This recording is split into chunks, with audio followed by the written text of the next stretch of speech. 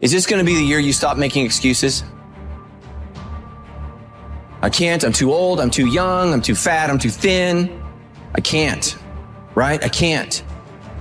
I hear this all the time, all the reasons that you can't do something. Don't tell me you can't. Don't give me excuses. What's the reason you've given yourself why you can't be successful and you can't be better? There are people out here that could be more successful, but you have thought your way into a depression. You have thought your way into gravitating and moving into the direction of anything and anybody that's negative. Everything about your life that you've decided that you want it for yourself is so negative, but yet you're expecting to produce positive results. And it doesn't stop if you don't make it stop. So recognize the excuses are not valid. They aren't. They're trumped up. They're conjured up. They're fabricated. They're lies. And how do you stop the lies? You stop the lies with the truth. And the truth is, you have time. You have the skill. You have the knowledge and the support and the willpower and the discipline to get it done. A lot of you are trying to find inspiration and motivation with a depressed mindset. You're depressed because you're not doing it with yourself. You don't find inspiration by not living in the grip of life. You need to live in the grip of life to find inspiration. Put challenges in front of yourself. When you put a challenge in front of yourself and you attack it, that's when you find inspiration. If you want all these things in life and you're just thinking that by some miracle of life it's going to magically happen, you've got to wake up. The only way to get what you want in life is to get to work and go and get it. To look at all your adversity and all the excuses square in the face and push yourself out of your comfort zone to achieve what you want. I'm not going to allow things that I have no control over to control me. The only way to go about doing the work is get raw and get intense, get angry and aggressive, and make it happen for yourself. These test days, guys, these are the days that test your qualities. They test your characters. They test who you think you are. They test your fortitude. They test your endurance, your discipline, your grit, your dedication, your determination, your mental toughness, your character. Everyone wants to feel like a winner. And feeling like a winner requires that you win. You get the feeling of the winner by completing a task 100. When you do this repeatedly, eventually you develop the habit of completing the tasks that you begin. When this habit of task completion locks in, your life will begin to improve in ways that you cannot today imagine. In psychology, the reverse is always true. The incomplete action is a major source of stress and anxiety. In fact, much of the unhappiness that people experience is because they have not been able to discipline themselves to follow through and complete important tasks or responsibility. If you have ever had a major assignment that you have been putting off, you know what I am referring to. The longer you wait to get started on an assignment, and the closer the deadline approaches, the greater stress you experience. It can start to keep you up at night and affect your personality. But when you finally launch into the task and push it through to completion, you feel a great sense of relief and well-being. It is almost as if nature rewards you for everything that you do that is positive in life. At the same time, nature penalizes you with stress and dissatisfaction when you fail to do the things that move you toward the goals and results that are important to you. Pick something, right? Pick something, a nameable goal, and then try to implement it. And what'll happen is you'll learn a lot by trying to implement it. And one of the things you might learn is what a slightly better goal might be. You know, because if you try something diligently and you succeed or you fail, you're going to learn from the effort expended in the detailed implementation of the goal. Is going to inform you. It'll also transform you physiologically. It does that at a very basic level, neurophysiological level. You will be slightly different as a consequence of the attempt. And what that'll mean is that the next goal you pick will be a little more suited to you. And so it's this kind of pathway, right? It's like maybe the goal you should be attaining is here, but you don't know that because you're clueless. And so you aim there.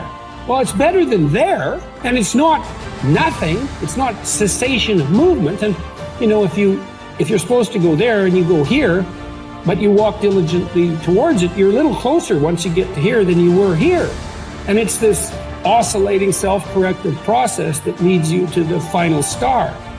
And you have to be willing to engage in erroneous experimentation to manage that, but it is a self-correcting process. And so one of the things I always talk to my clients about is, well, let's try something, and we'll reserve to ourselves the right to alter our trajectory.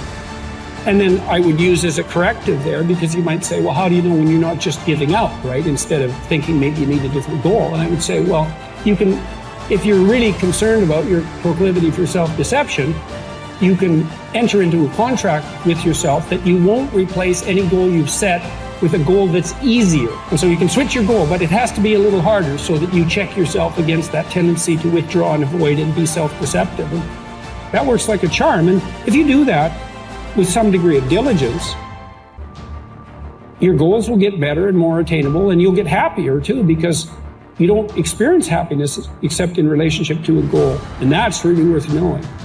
And that's another thing to think about too. If your life is meaningless, well, you're not pursuing a valued goal. I mean, you might be depressed too, and sometimes that can be like an illness, or something that is really wrong with you. But a good rule of thumb is that if you find no joy in life, there's a very low probability that you're pursuing a goal that you regard intrinsically, like in the depths of your temperament, as worthwhile. And that's technically true, because we do in fact experience most of the positive emotion, let's say, that's associated with emotions like joy. We experience that in relationship to a goal.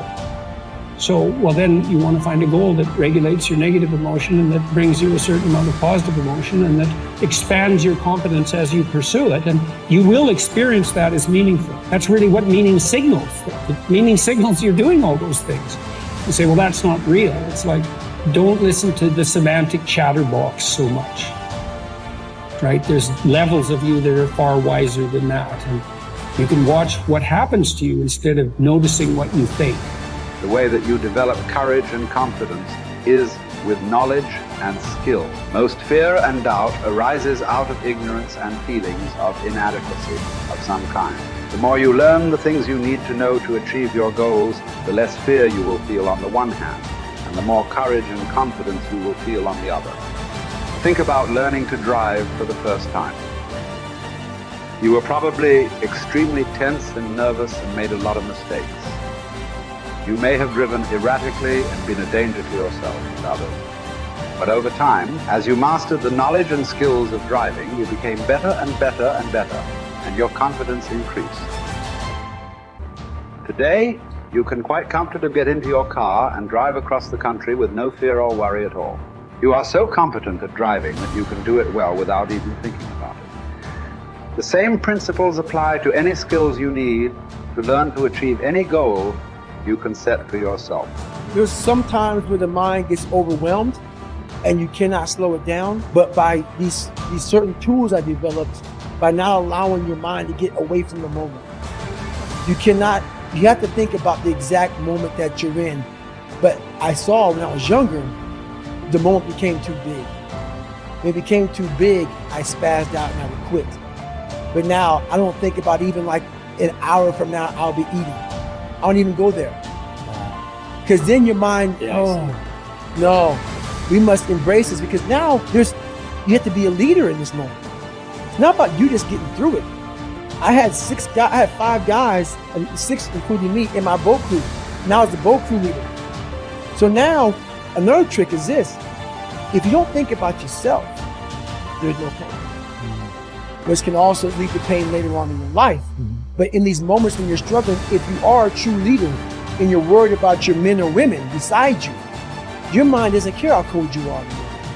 Your mind's only worried about taking care of the men and women beside you. So I started realizing, man, if I take care of these cats and I let them right in the worst moments, my mind is no longer thinking about, you're miserable, David Goggins, get the hell out of here. You think about, how is John, how is Andy, how is Sam, how is Pete, how you guys doing?